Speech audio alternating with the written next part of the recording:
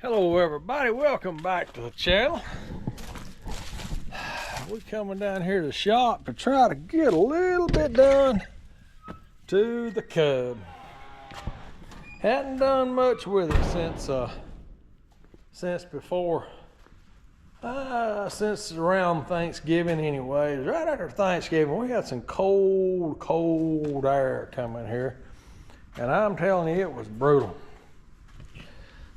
We were down in the low 20s, and then as soon as the cold air moved out, winds come in, then we had a couple of inches of rain.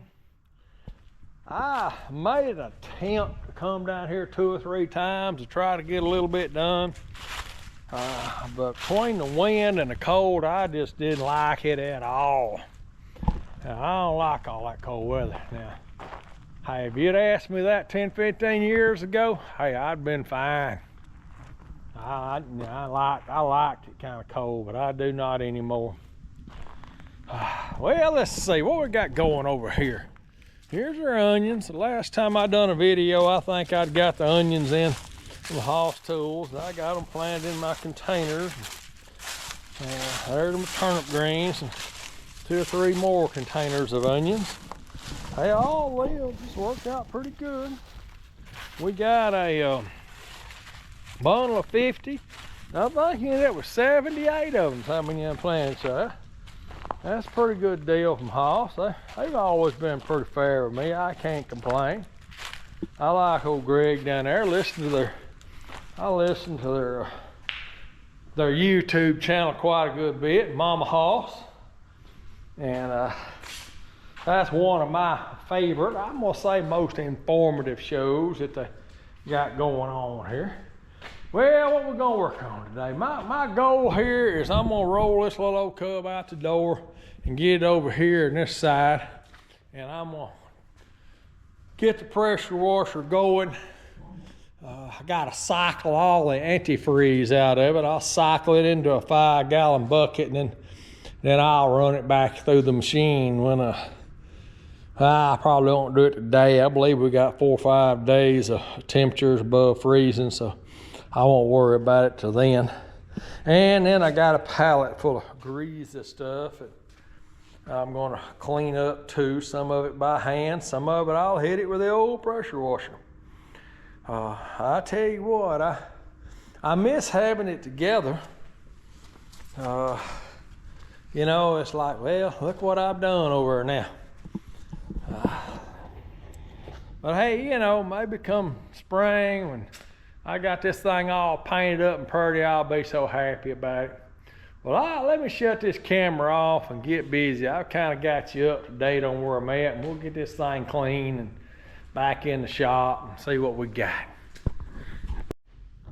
All right, there we go. We got to hold up with the pressure washer. Got a little more loose paint off of it. Got all the dirt and grease and everything that I could find off of it. I'm sure there'll be a few more spots that, you know, I'll have to rub a dub with a brush and whatever else.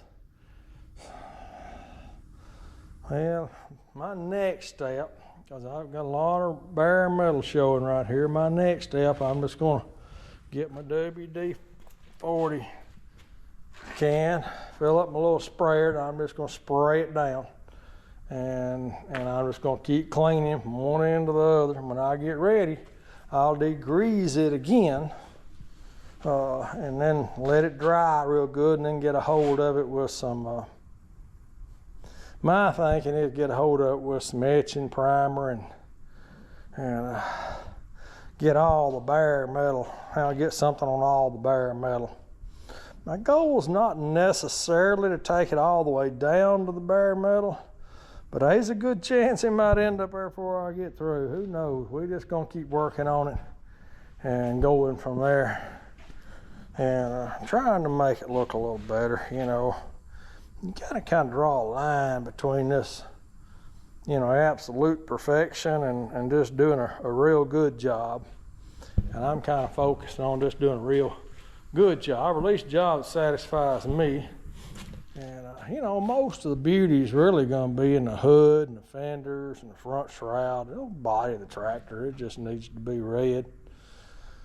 IH red. Well, all right, that's kind of winds up this little old segment. I'll see if I can get maybe part 2, I guess this would be, of the Cub partial restoration, light restoration, I think I called it in the last one. Anyways, thanks for watching, and like and share, and stay tuned for the next one.